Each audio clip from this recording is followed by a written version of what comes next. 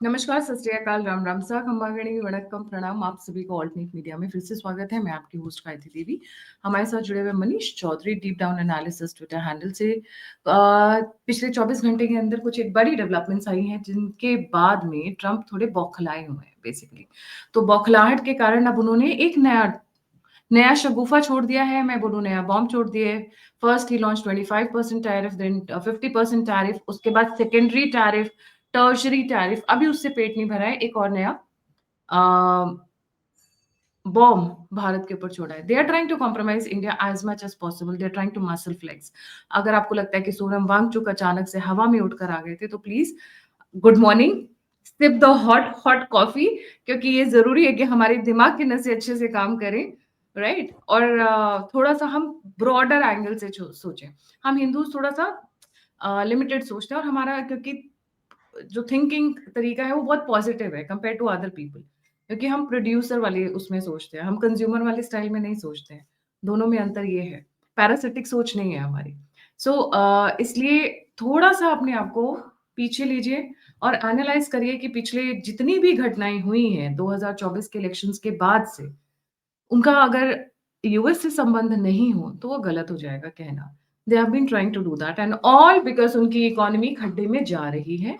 In short, they are in a recession. They know they are going to collapse, and they want to save their economy by hook or by crook. Sam dam dantbed. Manish, ये जो 24 घंटे की development है, they are, should we be worried about that? क्या हमें परेशान होने की जरूरत है? आप तो यूएस इंडिया मुद्दे पे लगातार नजर बनाए हुए हैं। Let's get started. A very warm welcome on the show जी। Thank you Gayatri ji. और जैसे आपने कहा कि जो पिछले 24 घंटे में ट्रम्प के केस में, तो जब भी आपसे ऑफ द रिकॉर्ड बात होती है, मैं बोलता हूँ कि हो सकता है उस वक्त उठ के कुछ स्टेटमेंट दिए हो या कुछ डिसीजन आ गया हो, और जब वो वापस उनका दिन खत्म हो रहा हो तब भी कुछ ऐसा कहीं पे किसी प्रेस कॉन्फ्रेंस में या कहीं कुछ ऐसा डिक्लेरेशन आ गया हो।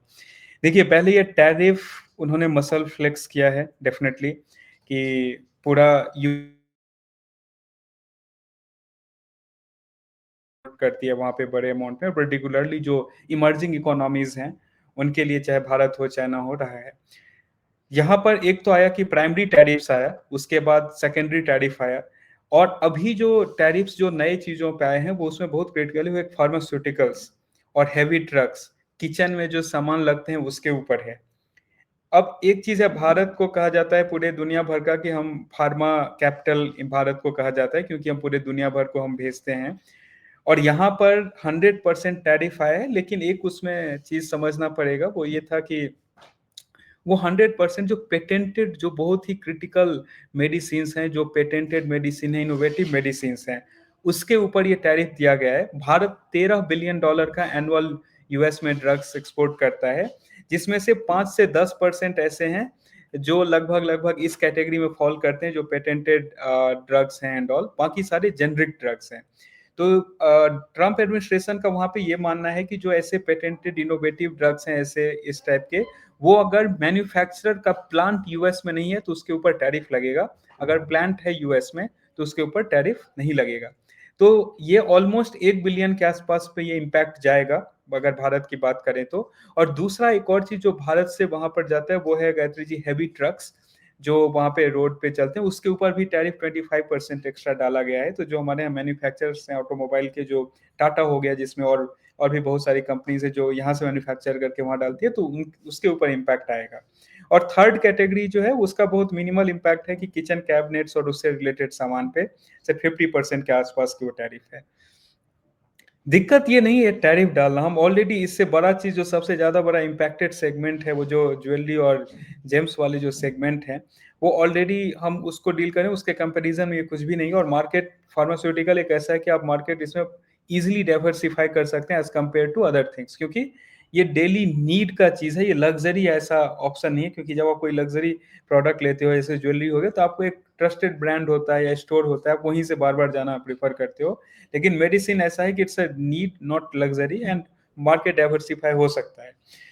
यहाँ पे समझने वाली दूसरी चीज है कि जिस टैरिफ वॉर को वो लिंक कर रहे हैं, ट्रम्प एडमिनिस्ट्रेशन का जो लिंकिंग है, चाहे वो मेक अमेरिका ग्रेट अगेन का वो नारा हो, या फिर जो रसिया में जो वॉर, रसिया यूक्रेन वॉर चल रहा है उसका वो नारा हो, उस दोनों चीज का स्लोगन पे इसका डायरेक्ट इम्प्लीकेशंस और हिपोक्रेसी जो है वो बहुत ज्यादा एक्सपोज हो रहा है। अब बता रहा हूँ कैसे।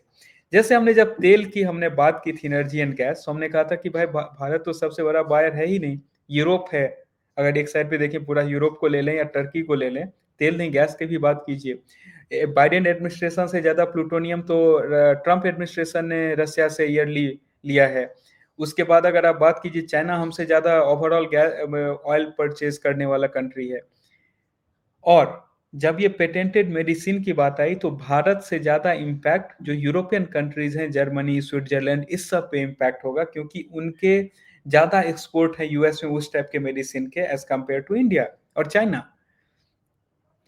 तो अब यहां पर आता है कि ये जो ट्रम्प का स्टेप्स है ये किस डायरेक्शन में है, क्यों है, क्या वो हो रहा है। तो एक सीधा अगर हम लोग देखें अगर ट्रम्प के नजरिए से या ट्रम्प के सपोर्टर्स के नजरिए से, तो देखो वहां पे ये बंद कर रहे हैं तो बाहर से लाना, तो अमेरिकन वो बनाएंगे, जॉब मिलेगा। लेकिन ऐसा नहीं होता है, एक दिन में आपका फैक्ट्री नहीं बन जाएगा, एक महीना में नहीं बन जाएगा, या इनोवेशन आप एक क्यों कोई टेक्नोलॉजी अगर पेटेंटेड मेडिसिन पे आप डाल रहे हो तो कोई आपको टेक्नोलॉजी ट्रांसफर नहीं करेगा। आइदर आप सामने वाले को आप फोर्स कर रहे हो यहाँ पे बनाओ एंड ऑल, वो चीज उसमें एफर्ट डालने से ज्यादा सामने वाला ये कोशिश करेगा कि मैं अपने मार्केट को, मेरा कितना बड़ा मार्केट साइज है, मैं डाइवर्सिफाई करके रिस्क को रिड्यूस कर सकता हूँ कि नहीं, ऑफसेट कर सकता हूँ कि नहीं लॉस को। लॉस ऑफसेट जब मैं बोलता हूँ सिंपल टर्म में, लॉस को रिड्यूस करना। यहाँ पे दूसरा चीज है गायत्री जी, वो ये देखने वाला है कि जिस तरीके से ट्रम्प पेनलाइजेशन वाला जो एक कॉन्सेप्ट है जो यहाँ पे मुझे दिख रहा है वो है पेनलाइज करना। क्या पेनलाइजेशन है वो देखिए।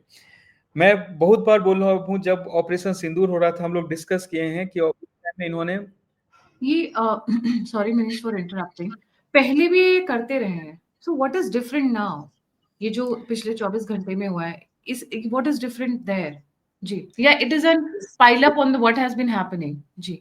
देखिए इनका एक भी डोमेस्टिक पॉलिसी अभी तक कुछ भी सक्सेसफुल नहीं रहा है गायत्री जी। इट्स अ मोर, मतलब होता है ना कि आपने सारी डायरेक्शन में गोली एक मैं मूवी देखा था उसमें परेश रावल अंधे होते हैं और वो हाथ में बंदूक आ जाता, वो सॉरी हेरा फेरी मूवी था, परेश रावल कुछ दिखता नहीं है कि क्या करना है, वो चारों तरफ बंदूक से गोली चला देते हैं कि कहीं किसी को लग जाए, अपने सेल्फ डिफेंस में, लगने से ज्यादा सेल्फ डिफेंस। तो ये वो सेल्फ डिफेंस है। वो इसलिए ये सेल्फ डिफेंस है क्योंकि अगर आप देखिए ट्रम्प का जो भी प्रोमिसेस था, उस प्रोमिसेस में सबसे ज्यादा उनका दो लेवल पे प्रॉमिस था। एक था मागा क्राउड और एक था वहां पे जो उनका बिजनेस लॉबी है, जिसके बारे में हम लोग बात भी किए थे कि नया लॉबी ही इन्होंने बिल्ड किया है। अब वहां पे आप अगर देखेंगे तो वो प्रोमिसेस में प्रायोरिटीज थोड़े से चेंज हुए। प्रायोरिटीज ऐसे चेंज हुए कि इनको, ट्रम्प को दिखा कि मैं एक तरफ मेरे पास मार्केट एक्सेस है जो भारत इतना आसानी से देगा नहीं अगर मैं भारत के पास हुई, और दूसरी तरफ रेयर अर्थ मिनरल एक्सेस का अपॉर्चुनिटी है पाकिस्तान में। तो वहां पे उन्होंने जंप किया, उनको कुछ सक्सेस भी मिला है अभी तक। दूसरा चीज है कि जो डोमेस्टिक पॉलिसीज जो इनके रहे उस पर अगर आप देखेंगे, इन्फ्लेशन उस पर कोई कंट्रोल नहीं है। इकोनॉमी क्या अचानक से अमेरिकन इकोनॉमी अच्छे हालत में नहीं, हर एक बार बैंक और सारे इंस्टीट्यूशंस का प्रेडिक्शन आता है कब ये रिसेशन में जाएगा।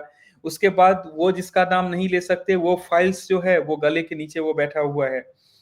उसके बाद फिर आप अगर आप देखेंगे इन्होंने जबरदस्ती वो फेडरल बैंक को प्रेशर डाल करके थोड़े से बेसिस पॉइंट्स कम करवाए हैं जो वो इनके इन्वेस्टमेंट और इसको ड्राइव करने के लिए। अदरवाइज मसल फ्लेक्स करके या हाथ मरोड़ के कतर और सऊदी अरब से इन्वेस्टमेंट वो लेकर के आए हैं।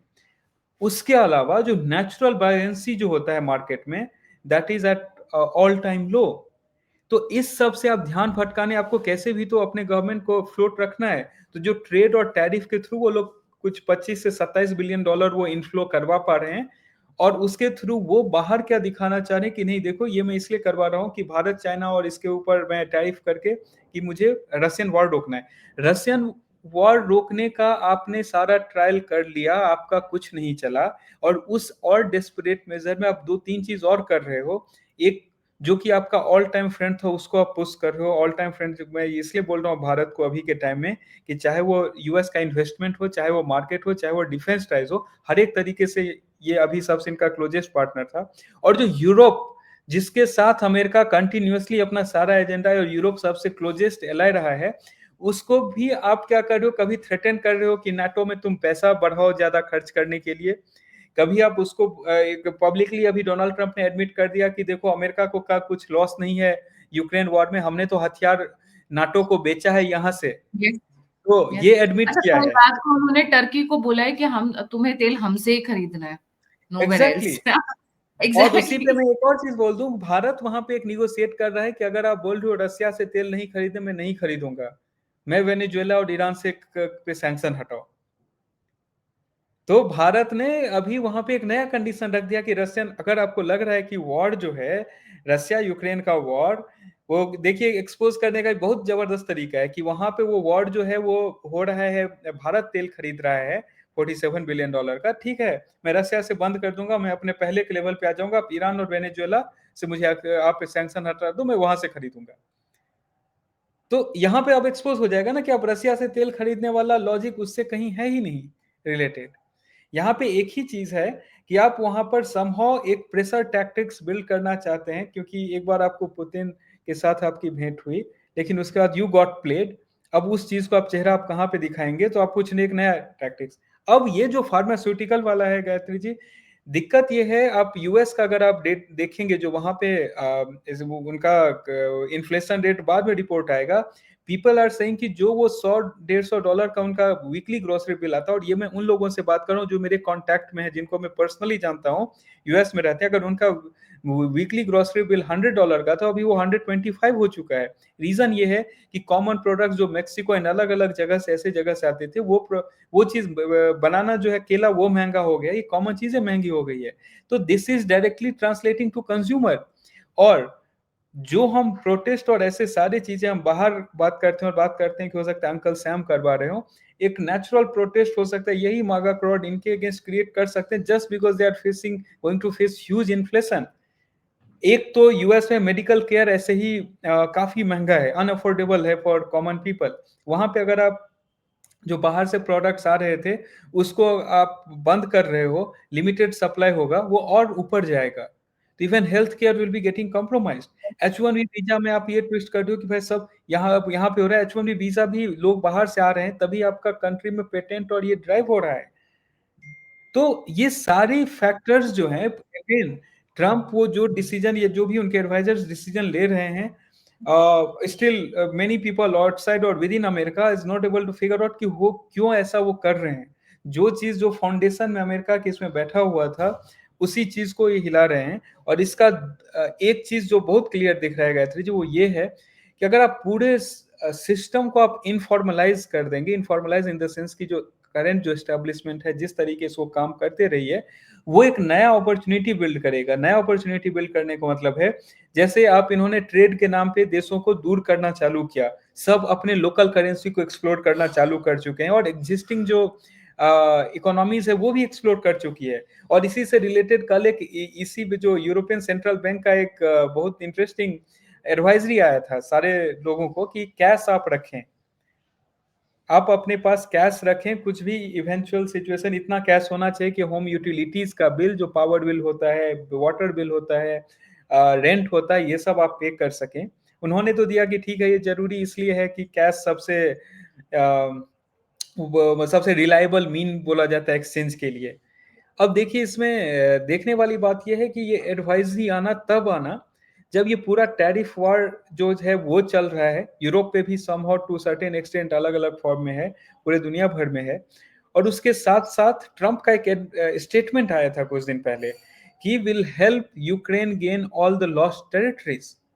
तो क्या ट्रंप यहाँ पर, जब वो रसिया को परसुएड करने वाला टैक्टिक्स नहीं चला, जब वो टैरिफ वाला टैक्टिक्स नहीं चला, तो is he pushing towards an offensive towards Russia, कि पूरा यूरोप इतना दिन तक जिसको समहाउ साइड में रखने का कोशिश किया गया कि ये फुल फ्लेजेड वॉर नहीं हो, तो क्या वो एक दूसरे तरीके का ऑफेंसिव का एक धमकी देना, ये होगा नहीं वॉर, लेकिन वो क्रिएट किया गया, ये स्टेटमेंट दिया गया है so that to make people ready कि there can be certain eventualities. क्योंकि अगर ये फुल ब्लोन वॉर में जाता है रसिया वर्सेस होल यूरोप और at least the major powers of Europe, तो रसिया का माइट जो है वो अनलिमिटेड है। अगर उसको एक मतलब मैं बहुत ज्यादा नहीं इन्फ्लेट कर रहा हूँ, बट मिलिट्री माइट उसका कि अगर वो 3 साल लड़ाई लड़ रहा है अकेले वर्सेस द होल मतलब यूरोप एंड वेस्ट, तो क्या वो उसके तरफ इंडिकेशन है? दूसरा, जब ये पूरा टैरिफ वॉर चल रहा है, क्या यूरोप अपने करेंसी को या अपने पूरे ट्रेडिंग सिस्टम या मीन्स ऑफ एक्सचेंज को पूरा चेंज करने जा रहा है?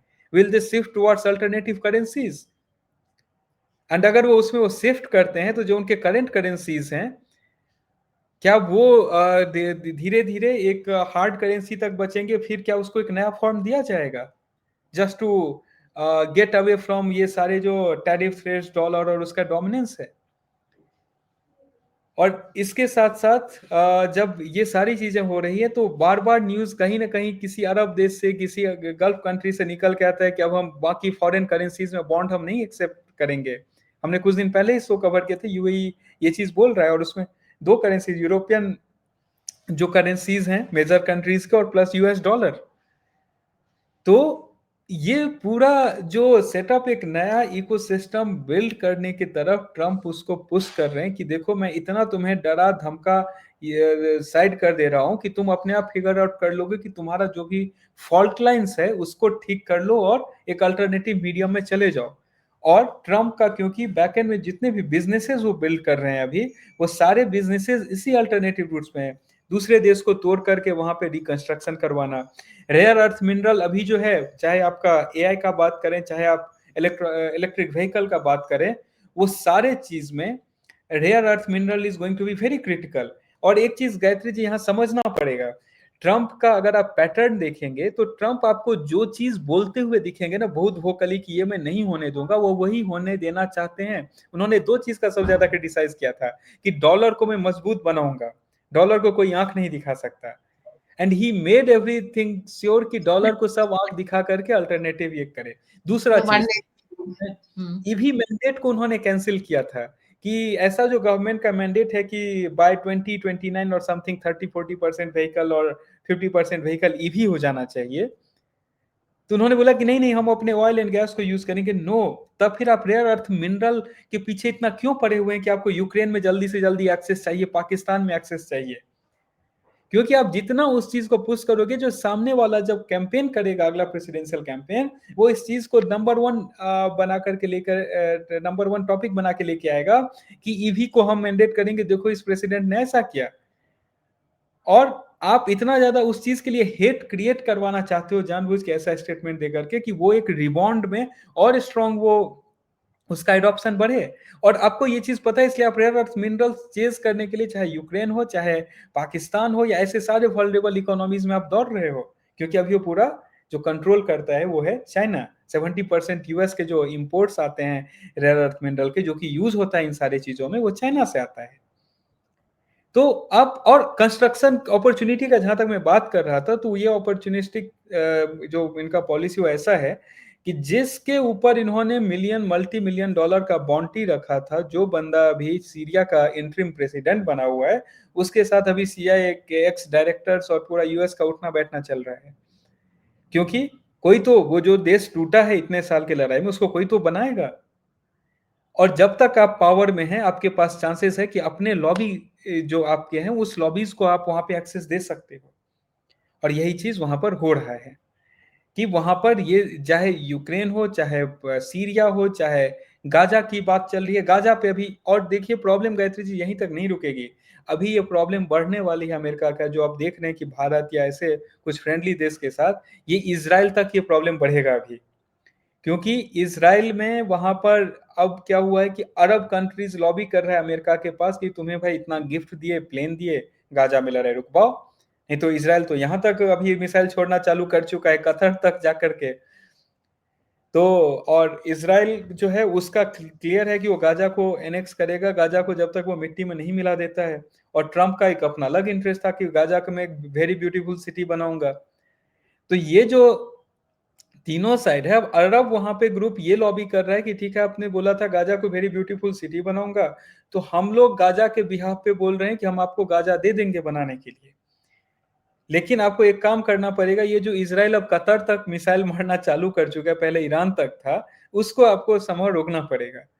एंड भाई नेतन्याहू का वहां पे अलग जोश है कि नहीं, वो मुझे जहां अगर लगेगा कि किसी किसी दिन लगा कि कोई बैठा हुआ है अमेरिका के अंदर भी, तो वो इजराइल वो देश है, वो सोचिएगा नहीं, वो अमेरिका के अंदर भी वो टारगेट करेगा अगर उसको कहीं लगा ऐसा। ये मैं अतिशयोक्ति हो सकता है यूजर्स को लगे, मेरा कहने का मतलब है कि अगर इजराइल को जहां तक लगा उसका थ्रेट इस दुनिया में एग्जिस्ट कर रहा है, वो वहां तक वो पहुंच सकता है। तो यहां पर आपको नेक्स्ट कॉन्फ्लिक्ट जो दिखेगा वो आने वाला है इजराइल और अमेरिका के रिलेशन में। एक चीज उस चीज को क्या पकड़ करके रखा है और अमेरिका बोल नहीं पा रहा है, वो ये है कि पूरे अमेरिका का जो सिस्टम है, जहां पे चाहे पैसा पे कंट्रोल हो, बिजनेस ग्रुप्स हो, चाहे वो वहां के टॉप लॉयर्स हो, चाहे वो वहां के टॉप डॉक्टर्स हो, या ये ग्रुप, उसमें इजरायलीज जो है वो भरे यहूदियों का वहां बहुत भयानक डोमिनेंस है। और डोमिनेंस क्रिएट हुआ था ये 1930s के अराउंड। तो वो जो डोमिनेंस 1930s 1940s में क्रिएट हुआ, उस डोमिनेंस को अभी इतना ज्यादा है कि अभी डोनाल्ड ट्रंप को कोई स्टेटमेंट अगर चाह भी रहोगे डोनाल्ड ट्रंप के एडमिनिस्ट्रेशन के लोग किसके ऊपर स्टेटमेंट दे, तो वहां सोचना पड़ेगा। तो all in all the entire ecosystem has been created, चाहे वो टैरिफ हो, चाहे वो स्टेटमेंट्स हो, wants to push an alternative world all together। और इसमें आपको यूरोपियन बैंक और ऐसे आपको बहुत सारे बैंक्स के अभी स्टेटमेंट्स देखने के लिए आएंगे।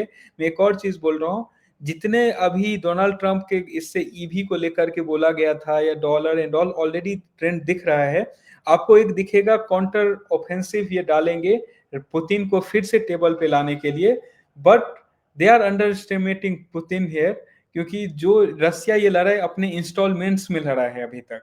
रसिया ये लड़ाई, रसिया को भी पता है कि मुझे पूरा यूक्रेन नहीं चाहिए, आई वांट टू जस्ट इतना मैं डरा देना चाहता हूँ नाटो और इस ग्रुप को कि वो आगे बात नहीं करे। और रसिया को भी यूक्रेन एक सेपरेट बफर कंट्री चाहिए। रसिया कभी यूक्रेन को एनेक्स करके एकदम नाटो के बॉर्डर तक अपने आप को डायरेक्ट लेकर के नहीं जाना चाहेगा।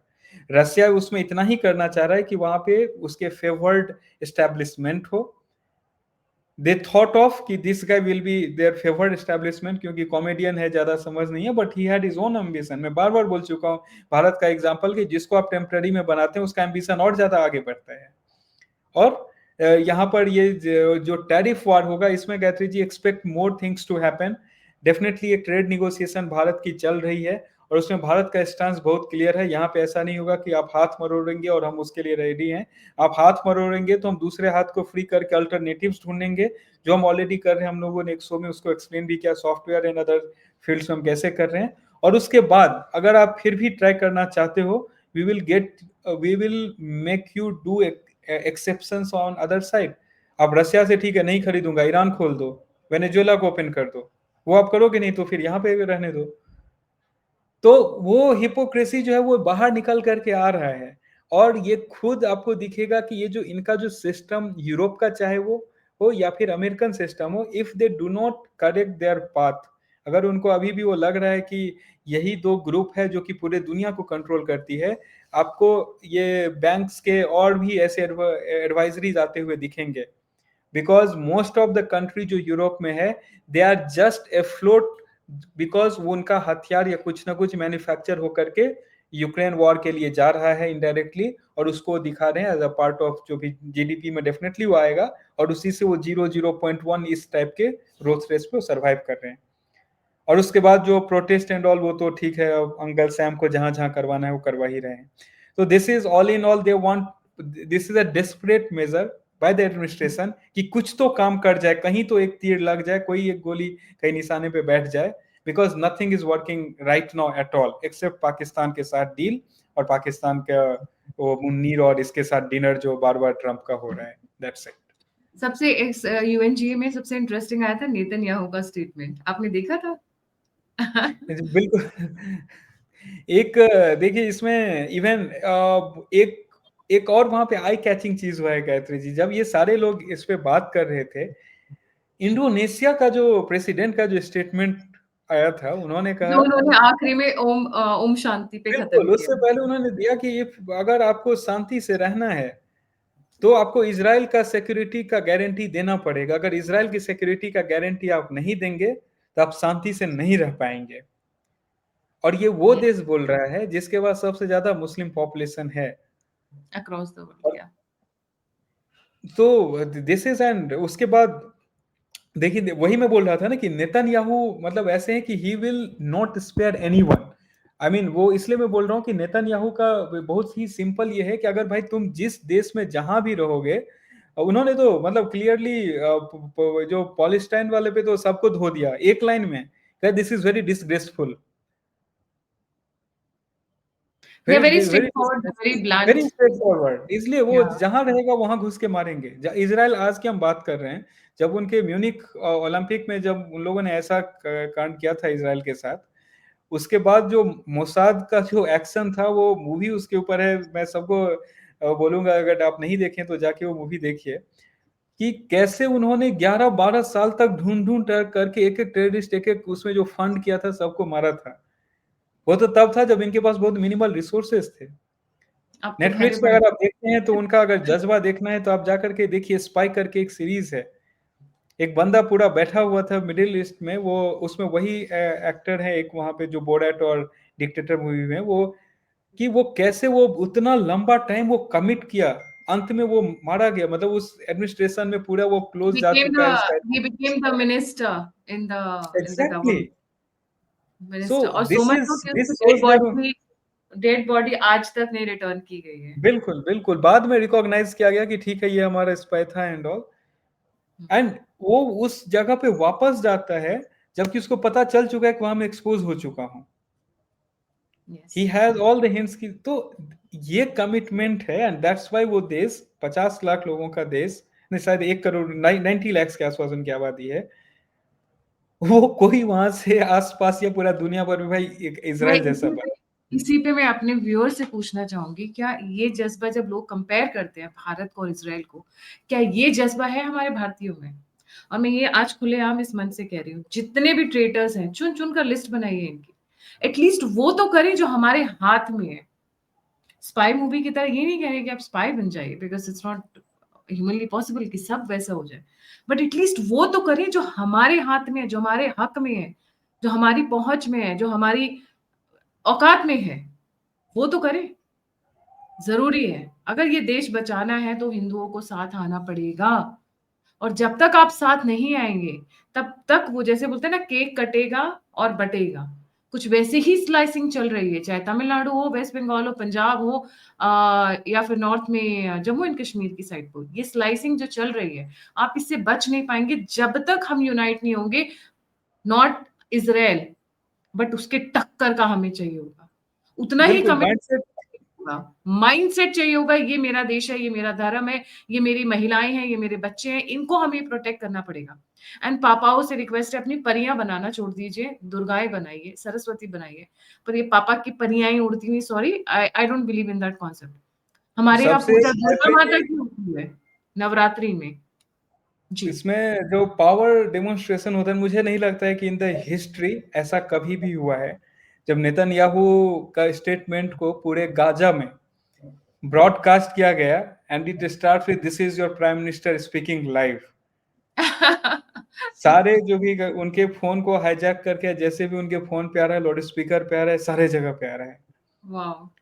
दिस इज अनप्रेसिडेंटेड, मतलब यूएस भी ऐसा मसल फ्लेक्सिंग कभी नहीं कर पाया है जो इजराइल ने वहां पे किया लॉबी है ना, है। उनकी स्ट्रॉन्ग लॉबी है। और और जो इंडिया के बाहर, मैं जो एक ये स्टेटमेंट दिया था ना कि ये अभी इजराइल वर्सेस अमेरिका हो जाता, ओनली थिंग इसकी लॉबी इनका इतना स्ट्रांग है कि अमेरिका बोल नहीं पा रहा है वहां पर, क्योंकि पूरा फंड ही यही लोग करते हैं उनके ट्रम्प इलेक्शंस। आई तो इजरायली लॉबी की वजह से ही है, नहीं तो इनको बिल्कुल। आने दे फिर। अरब ग्रुप पूरा लगा हुआ है साइड में, उसमें खलीफा के सरदार के साथ अभी ट्रम्प का मीटिंग था, उस पे सारे लोग बैठे हुए थे कि भाई यहाँ पे इनका कुछ करो, मैं तुम्हें गाजा दिलवा दूंगा तुम्हें ब्यूटीफुल सिटी बनाने के लिए। और उसके जस्ट बाद ये चीज होता है। This has a lot of significance. जब मैं बोल रहा हूँ कि इसराइल और अमेरिका वहां पर ये टेंशन होगा, maybe they will try to overthrow this administration as well, not maybe Trump, maybe uncle Sam, because when I am see saying Trump Manisha, and uncle जब Sam. वो जब वो क्या था वो जो छोटा सा आता था, मैसेजिंग मैसेजिंग वाला machine, sorry I am pager missing, pager pager, pager. या जब वो पेजर्स को हाईजैक कर सकते हैं, तो फिर तो अब बाकी और कोई सेल फोन इज बात ही इजियर, मच मच नहीं। इजियर। सेल फोन बहुत क्या इजी है। सेल फोन तो बहुत इजी है, सो इमेजिन पेजर में देयर तो कोई कनेक्शन ही नहीं है एक्सेप्ट वाईफाई, मतलब they hijacked it to the level, they hijacked it कि जहां से मैन्युफैक्चर होके शिप होता है, क्योंकि ये तो सॉफ्टवेयर हाईजैक था, आप किसी इंटरनेट और किसी नेटवर्क कनेक्शन के थ्रू कर सकते हो। जब वो जी, हार्डवेयर सप्लाई को उन्होंने हाईजैक कर लिया और उसमें एक्सप्लोसिव्स इंस्टॉल कर दिए, तो दिस वाज़ नथिंग। ट्रू। जैसा कि अभी रिसेंटली शशि थरूर ने कहा कि हमारी लॉबी बहुत स्ट्रांग नहीं है। आप जब कहीं भी जाओगे भारत के अलावा भगाए जा सकते हो कभी भी। लोग मुझसे कहते हैं आप अफ्रीका में रहकर आप क्यों नहीं लौट आती हैं, लौट आती हैं। Important is not whether I stay in India और stay out of India. Important is not that. Important is मेरी कमिटमेंट कहाँ है, मेरी लॉयल्टी कहाँ है, मैं काम किसके लिए कर रही हूँ। ये जो मैं काम कर रही हूँ, मैं भारतीयों के लिए कर रही हूँ, अपने हिंदुओं के लिए कर रही हूँ। तो मैं अफ्रीका में रहूँ, मैं जहन्नुम में रहूँ या मैं मून और मार्स में रहूँ, इससे फ़र्क नहीं पड़ता है। It is not your physical location that matters.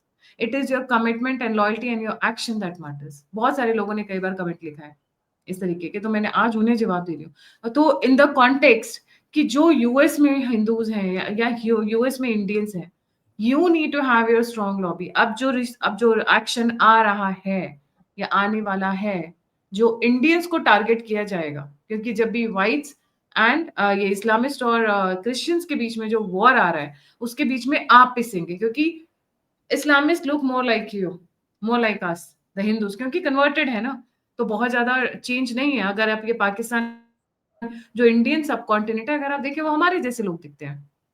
अगर थोड़ा सा भी आप गौर करके देखें, same skin colour, literally same खाना पीना, सेम स्टाइल, बहुत सारे फंक्शंस मैरिजेस के सब कुछ सेम ही है, एक्सेप्ट फॉर वो जो नमाज पढ़ते हैं एंड पहनावे में थोड़े changes.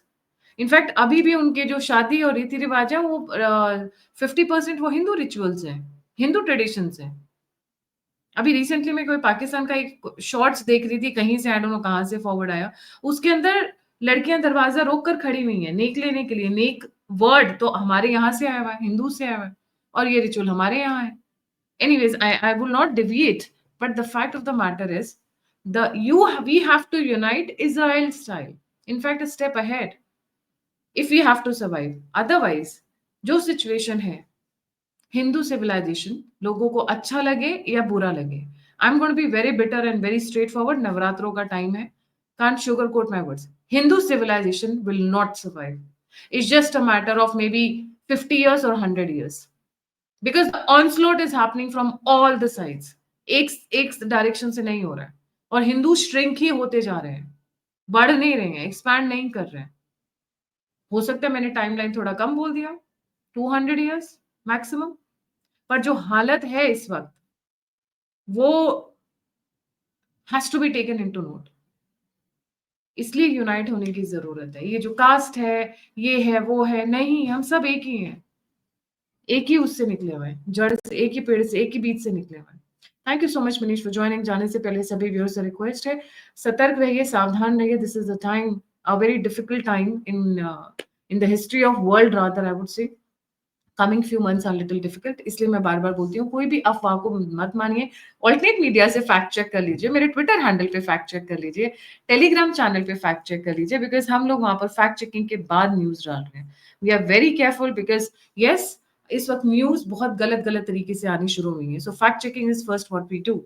So please follow me all my social media handles also for the similar kind of content। इसी के साथ अगर आप लोगों को हमारा कमिटमेंट, हमारा जज्बा पसंद आता है, तो please come forward, support, donate और contribute to the alternate media number 9717753351 पर, या फिर आप यूपीआई से भी कंट्रीब्यूट कर सकते हैं। और अगर आपको मुझसे कनेक्ट करना है तो 971 वाले नंबर पर आप कोई बहुत क्रिटिकल इन्फॉर्मेशन देंगे तो वो मुझ तक पास ऑन हो जाएगी। That number generally doesn't stay with me. Otherwise email is the best form of communication with me। इसी के साथ thank you so much Manish भाई फॉर ज्वाइनिंग। जय हिंद, जय श्री राम, हर हर महादेव।